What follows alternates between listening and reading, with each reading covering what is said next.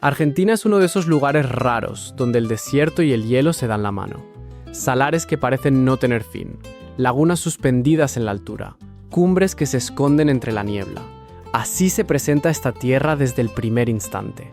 Aquí las pérdidas no se entierran del todo, y las raíces tampoco se olvidan.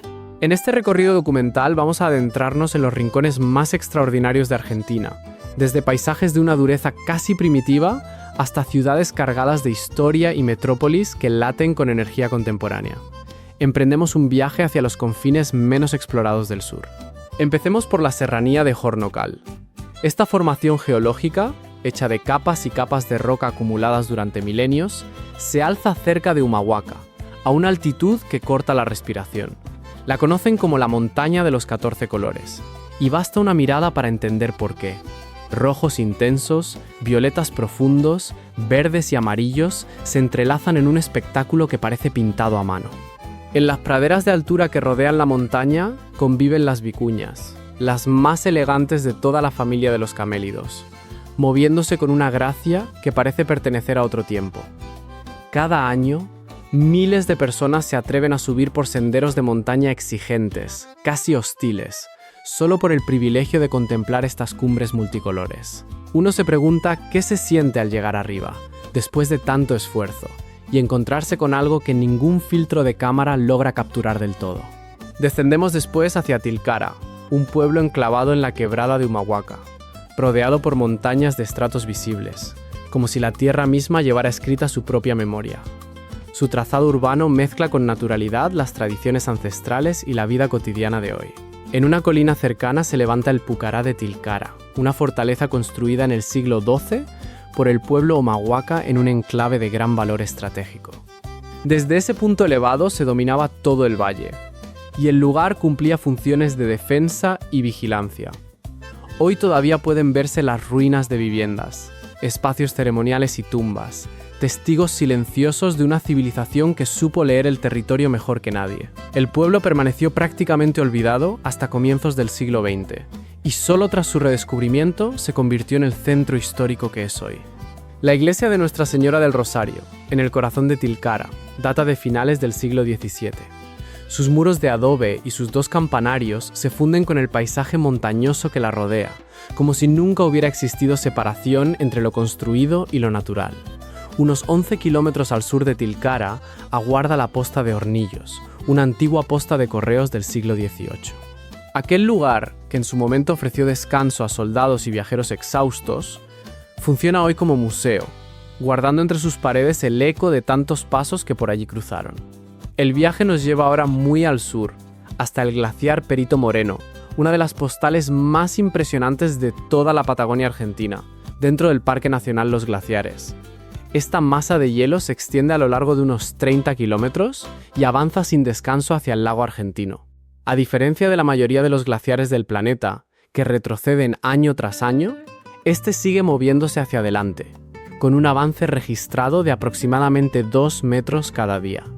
Sus paredes de hielo se elevan hasta 70 metros sobre la superficie del lago, rodeadas por los Andes nevados y por bosques densos que parecen no tener fin.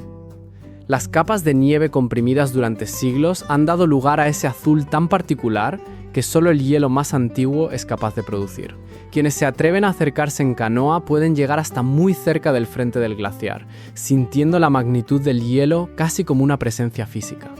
Las excursiones en barco, por su parte, ofrecen una perspectiva más amplia de esta superficie descomunal. Las embarcaciones se aproximan a las paredes heladas y con frecuencia se detienen, porque en esos instantes de espera es cuando ocurre lo verdaderamente memorable. Enormes bloques de hielo se desprenden y caen al agua con un estruendo que corta el aliento. Muchos visitantes aguardan pacientemente durante horas solo por presenciar ese momento exacto. Para quienes prefieren la seguridad de tierra firme, se han construido pasarelas y miradores que permiten observar cada detalle del paisaje sin ningún riesgo. Todo el entorno está pensado para recibir a visitantes de cualquier edad, como si la naturaleza, por una vez, se dejara admirar sin exigir nada a cambio. Nos desplazamos hacia el norte otra vez, hacia la provincia de Salta, para descubrir la Quebrada de las Conchas. Esta maravilla natural se distingue por sus formaciones rocosas de un rojo intenso y por sus valles profundos, esculpidos por el tiempo. La región forma parte de las zonas geológicas asociadas al sistema de los valles calchaquíes. En este cañón se acumulan formaciones rocosas surgidas en distintas eras geológicas, cada una con su propia historia grabada en la piedra. Una de ellas, conocida como Los Castillos, recibe ese nombre por su silueta, que evoca las murallas de una fortaleza medieval. Con el paso del tiempo, la erosión fue desgastando las capas horizontales de roca hasta dejar esa forma tan característica. El obelisco, dentro del mismo cañón, es una columna rocosa natural de unos 26 metros de altura, esbelta y solitaria.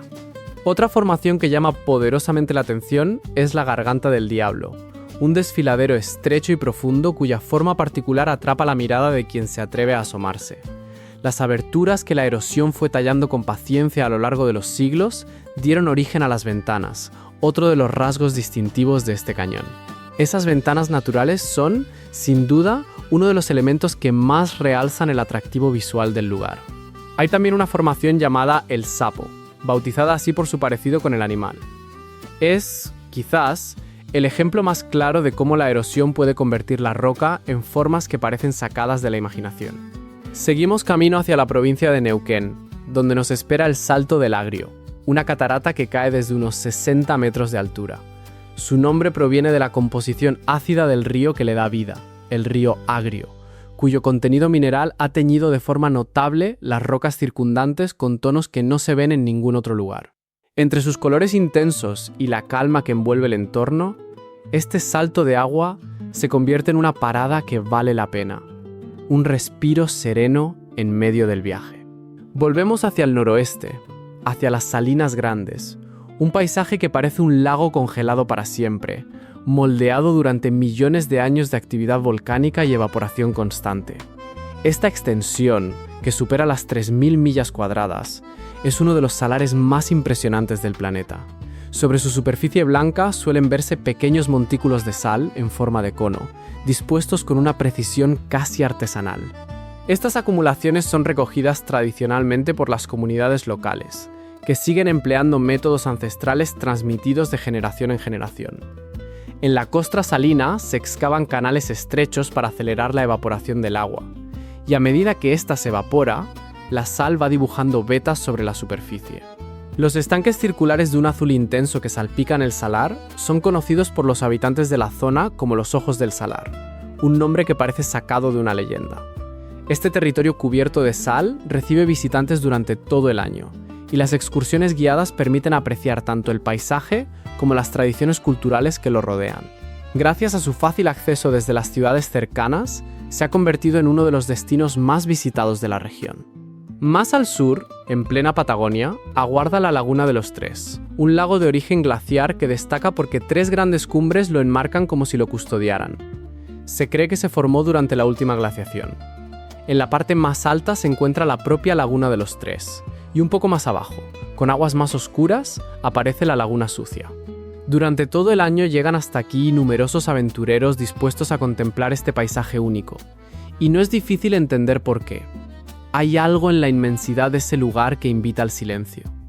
Justo detrás se alza el Monte Fitzroy, en la propia línea fronteriza entre Argentina y Chile. Como su cumbre suele estar envuelta en nubes, el pueblo tehuelche la bautizó como la montaña humeante. Su superficie de granito y el clima cambiante, casi impredecible, hacen que escalarla sea un desafío mayúsculo. Aún hoy, esta montaña imponente sigue ocupando un lugar especial en el corazón de quienes aman la naturaleza salvaje. Regresamos al norte, a Humahuaca, un pequeño pueblo situado a unos 3.000 metros de altura que conserva intacto su carácter histórico. Sobre el paisaje urbano se eleva el monumento a los héroes de la independencia, dedicado a quienes lucharon por la libertad. Su presencia impresiona. En lo más alto se alza una estatua de bronce que representa a un guerrero indígena. Muy cerca se levanta la Torre de Santa Bárbara, una torre de vigilancia del siglo XVI. Rodeada de cactus gigantes, esta construcción sirvió en su día como depósito de armas durante las luchas por la independencia, y hoy se ha convertido en un punto de interés turístico. El Cabildo de Humahuaca es otro edificio histórico que se remonta a la época española. Cada día, Al mediodía, desde la torre del reloj emerge la figura de San Francisco Solano para saludar a los presentes, un instante que tanto locales como visitantes esperan con cariño, casi como una pequeña ceremonia cotidiana. Bajamos ahora hasta la provincia de San Juan para conocer el Parque Provincial Ixchihualasto, declarado Patrimonio de la Humanidad por la UNESCO en el año 2000. Los habitantes de la zona lo llaman el Valle de la Luna, y no es difícil entender por qué al ver sus formaciones rocosas, tan extrañas que parecen pertenecer a otro planeta. Una de sus figuras más icónicas es una roca con forma de hongo, conocida como el hongo, formada porque la capa superior de roca dura se erosionó mucho más lentamente que las capas más blandas que tenía debajo. Otro lugar notable recibe el nombre de Cancha de Bochas, uno de los rincones más intrigantes de todo el parque, donde piedras redondas de un tamaño sorprendente crean una escena casi surrealista sobre esa tierra árida. Entre todas las maravillas naturales de Argentina, este lugar ocupa, sin duda, un sitio verdaderamente especial. Viajamos ahora hasta la Tierra del Fuego, para descubrir la Laguna Esmeralda, una maravilla natural formada por las aguas del glaciar Ojo del Albino. El lago está rodeado por las cumbres nevadas de la Sierra Alvear, y su color turquesa se debe a la mezcla de finos sedimentos glaciares con el agua. Un sendero atraviesa un valle amplio que sigue el curso de un río, y en su último tramo, el terreno gana altura hasta que, de pronto, se revela la vista completa del lago. En invierno, la laguna se congela total o parcialmente y queda cubierta de nieve, transformándose en un escenario todavía más sobrecogedor. Es un lugar extraordinario, tanto para los fotógrafos de naturaleza como para cualquier viajero que busque algo distinto. Regresamos al noroeste para detenernos en Purmamarca, un pueblo fundado al pie de los Andes, en la provincia de Jujuy. Sus casas de adobe y techos de tejas rojizas contrastan de manera hermosa con el paisaje árido que las rodea. Justo al lado del pueblo se alza el Cerro de los Siete Colores, una formación natural que destaca por sus capas de tonos vibrantes. Esos colores estratificados se formaron a lo largo de millones de años de procesos geológicos, resultado de la acumulación progresiva de distintos minerales con el paso del tiempo. Elementos como el hierro y el cobre tiñeron la tierra con matices que van del rojo intenso a la lavanda. A medida que cambia la luz del día, los colores del cerro se transforman y el paisaje parece renovarse constantemente ante los ojos de quien lo observa. Alrededor de la plaza principal, los mercados bullen de vida y color. Los puestos ofrecen tejidos artesanales, ponchos de lana y artesanías locales en abundancia. Para quien valore la sencillez auténtica de la vida de pueblo, Purmamarca puede ser exactamente el lugar que estaba buscando. Y llegamos, ¿cómo no?, a las cataratas del Iguazú, en la frontera entre Argentina y Brasil. Esta formación natural se extiende a lo largo de unos 2,7 kilómetros y está compuesta por casi 300 saltos de agua, entre grandes y pequeños. El punto más impresionante de todos es la Garganta del Diablo, con su característica forma de U. Allí toda el agua se precipita hacia un desfiladero estrecho, y al caer genera una espesa nube de vapor que envuelve todo el entorno. Cuando la luz del sol atraviesa esa neblina, aparecen arcoíris que parecen suspendidos en el aire. Los visitantes pueden recorrer una pasarela de 1,1 kilómetros para llegar hasta la parte superior de la catarata. La caída, desde 82 metros de altura, genera tanto una bruma que se eleva hacia el cielo como un eco atronador que se escucha desde lejos. Es sencillamente imposible marcharse de Argentina sin haber presenciado este espectáculo con los propios ojos. Descendemos hasta el extremo austral del continente para adentrarnos en el Canal Beagle, situado entre las fronteras de Argentina y Chile. Esta vía marítima se extiende a lo largo de unos 240 kilómetros y está salpicada de pequeñas islas. En una de ellas se alza el faro Les Éclairs, una construcción de color rojo y blanco que data de 1920. Los alrededores rocosos del faro funcionan como hábitat natural para diversas especies animales. Los cormoranes imperiales, reconocibles por su dorso negro y su pecho blanco, forman colonias muy numerosas sobre las rocas. También es habitual ver a los lobos marinos sudamericanos descansando plácidamente en estas costas escarpadas, ajenos por completo al paso del tiempo. Volvemos hacia el norte, a los valles calchaquíes, para conocer las ruinas de Quilmes, un yacimiento arqueológico fundado a mediados del siglo IX. El pueblo Quilmes, descendiente de los diaguitas, construyó allí un asentamiento que llegó a albergar a varios miles de personas. Defendieron con eficacia su territorio hasta finales del siglo XVII. Aunque este lugar fue en su día escenario de resistencia, las ruinas resurgieron a la luz pública en el siglo XIX. Hoy están protegidas por los propios descendientes de ese pueblo, y sus senderos, terrazas y espacios ceremoniales permanecen abiertos a quienes deseen visitarlos. Es un sitio considerado símbolo de la identidad indígena y de la resistencia, un lugar que invita a preguntarse cuánto de esa herencia seguimos llevando con nosotros sin saberlo, y cuánto deberíamos hacer por no dejarla caer en el olvido. Nos dirigimos hacia el lago Huechulafken, dentro del Parque Nacional Lanín, un lago que se extiende a lo largo de más de 30 kilómetros. Su nombre, que significa lago largo, proviene de la lengua mapuche. El volcán Lanín, que se alza junto al lago, alcanza los 3.776 metros de altura y domina por completo el paisaje. Su forma perfectamente simétrica y su manto de nieve permanente todo el año lo hacen reconocible desde muy lejos. Las cabañas dispuestas a orillas del lago ofrecen a los visitantes un rincón tranquilo y pintoresco para descansar. Por sus colores y por la serenidad que transmite, este lago merece sin duda una visita.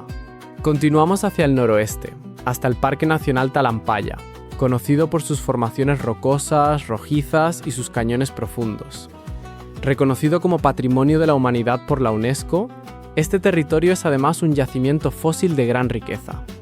Uno de los lugares más impactantes es una formación rocosa conocida como la Catedral Gótica.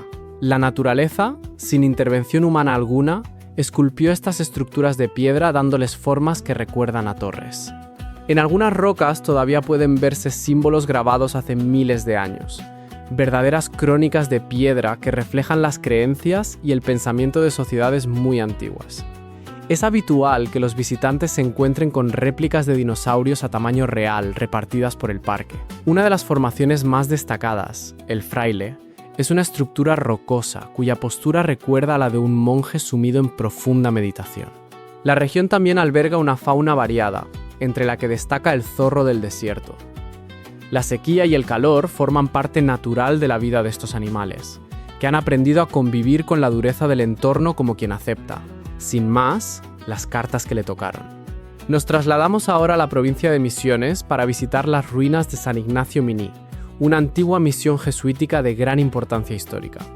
A finales del siglo XVII, el asentamiento fue trasladado hasta su ubicación actual para escapar de los traficantes de esclavos portugueses. Con el tiempo llegaron a instalarse allí unos 5.000 miembros del pueblo guaraní. La arquitectura de las construcciones está hecha de piedra roja, con tallas propias del barroco guaraní. La iglesia del conjunto mide 74 metros de longitud y sus muros alcanzan hasta 2 metros de espesor. San Ignacio Miní, conservado en un estado admirable, es Patrimonio de la Humanidad de la UNESCO y permanece abierto al público. Las visitas guiadas y el museo del lugar muestran cómo convivieron y también cómo chocaron los jesuitas y el pueblo guaraní. Una historia que deja más preguntas que certezas sobre lo que realmente significó ese encuentro. Nos dirigimos después a Catamarca, hasta el campo de Piedra Pómez, donde se cree que existen más de 5.000 formaciones rocosas de colores sorprendentes. Se originaron a partir de antiguas erupciones del volcán Cerro Blanco. La erosión del viento fue esculpiendo la roca hasta darle forma de torres, olas y ángulos afilados. Los tonos blancos, rosados, grises y amarillos cambian constantemente el aspecto del paisaje según cae la luz. El aislamiento de la zona ha ayudado a preservar su estado natural casi intacto, como si el tiempo allí transcurriera de otra manera. Bajamos hasta la provincia de Chubut para conocer el Parque Nacional Los Alerces, protegido por la UNESCO como Patrimonio de la Humanidad desde el año 2017. Este parque, que ocupa casi 200.000 hectáreas, es célebre por sus alerces, árboles cuyo origen se remonta a tiempos prehistóricos, auténticos testigos vivos de otra era. El lago Rivadavia, de aguas cristalinas y rodeado de bosques densos, es un lago de origen glaciar situado dentro del parque. Una de las zonas más impresionantes es aquella donde el río Arrayanes fluye entre los lagos Menéndez y Futalaufken.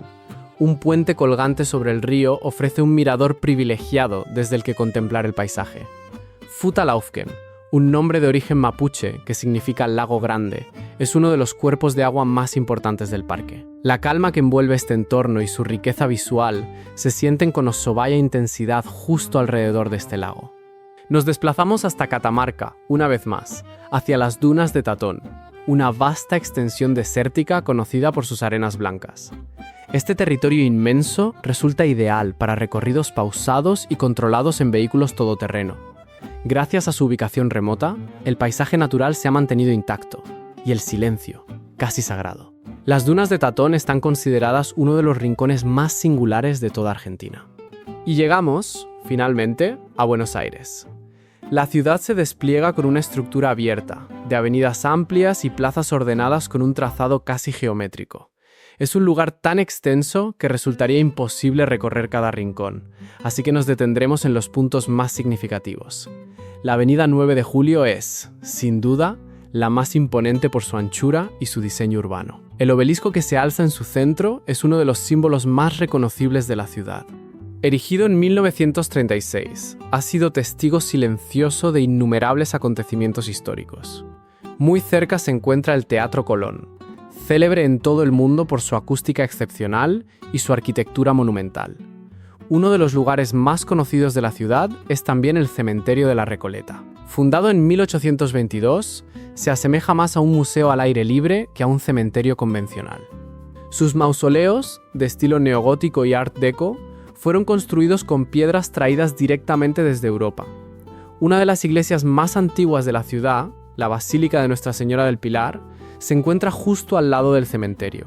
Con su fachada blanca y su única torre, la iglesia mantiene un estilo colonial sobrio, y su construcción comenzó mucho antes que la del propio cementerio. En la Plaza de las Naciones Unidas, una escultura floral aporta una energía muy particular a la ciudad.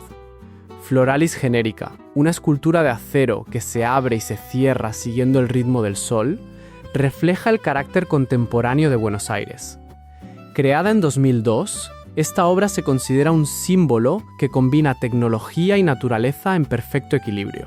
El monumento a Bartolomé Mitre, situado en la Plaza Mitre, fue construido en 1927. La estatua ecuestre de Mitre, junto con las figuras que la rodean, talladas en mármol de Carrara, representa los ideales de virtud y unidad. La torre monumental es una histórica torre reloj situada en el barrio de Retiro. Este edificio, obsequio de la comunidad británica con motivo de un aniversario de la independencia argentina, destaca por su fachada de ladrillo rojo y su cúpula de cobre verdoso. Cerca del centro de la ciudad se extiende la Reserva Ecológica Costanera Sur, con 350 hectáreas ideales para caminar entre la naturaleza y observar aves. El Parque 3 de Febrero, en el barrio de Palermo, ocupa 400 hectáreas y alberga el gran rosedal conocido como el Rosedal, donde cientos de variedades de rosas llenan cada rincón de color y aroma. El planetario Galileo Galilei, de estructura abovedada, ofrece espectáculos sobre el cosmos con tecnología avanzada, y hoy funciona como centro educativo para estudiantes y visitantes por igual. Otro rincón de Palermo, el Jardín Japonés, refleja con fidelidad la cultura japonesa. Sus estanques, puentes de madera y árboles de formas singulares regalan a quien los visita una sensación profunda de calma. El Puente de la Mujer es un puente peatonal giratorio de color blanco situado en la zona portuaria. Gracias a sus líneas simples y elegantes, se ha convertido en uno de los símbolos arquitectónicos más modernos de Buenos Aires. Caminito, en el barrio de La Boca, es un colorido museo al aire libre, donde los espectáculos de tango, los mercados artesanales y los colores vibrantes crean una atmósfera vibrante, casi festiva. Además, junto al río, el Museo de Arte de Tigre es un museo histórico, cuya fachada neoclásica y amplias terrazas ofrecen a los visitantes un ambiente de gran elegancia. Esta ciudad, que esconde matices distintos en cada calle, bien podría convertirse en un destino inolvidable para quien se anime a perderse en ella. Viajamos ahora hasta Bariloche para conocer la Capilla San Eduardo, construida con piedra local y madera de ciprés. Combina la estética de una cabaña de montaña con detalles neogóticos, y gracias a su ubicación elevada disfruta de vistas amplias y despejadas sobre el entorno. Nos dirigimos después a Mendoza, hasta el Puente del Inca, tendido sobre el río Las Cuevas, con una longitud aproximada de 50 metros. Según cuentan las leyendas locales, el puente se formó cuando unos guerreros incas quedaron convertidos en piedra. Con el paso del tiempo, los depósitos minerales tiñeron la estructura de tonos amarillos, anaranjados y verdes. El puente y su entorno forman parte de los monumentos naturales protegidos del país. Su forma sorprendente, sus colores intensos y su historia singular siguen atrayendo a quienes se acercan hasta allí. Y cerramos este recorrido en Puerto Madryn, una ciudad situada en la costa patagónica, al sur de Argentina. La península que la rodea es un hábitat natural riquísimo para mamíferos marinos y numerosas especies de aves. La costa de esta ciudad, en particular, es uno de los pocos lugares del mundo donde es posible observar ballenas directamente desde la orilla. Estos animales colosales suelen aparecer en la zona, sobre todo desde finales del otoño hasta el invierno, en un espectáculo que deja sin palabras a quien lo presencia por primera vez. Y así, nuestro recorrido por Argentina llega a su fin. Queda, eso sí, una pregunta flotando en el aire. Entre tantos paisajes, ¿cuál de todos ellos se quedaría con usted para siempre? ¿El hielo en movimiento del sur? ¿Los colores imposibles del norte? ¿O quizás el bullicio sereno de Buenos Aires? Esperamos que este viaje haya despertado en usted las mismas ganas de partir que despertó en nosotros al recorrerlo y que le haya mostrado una Argentina distinta a la que imaginaba. Hasta la próxima aventura, amigos. Cuídense mucho.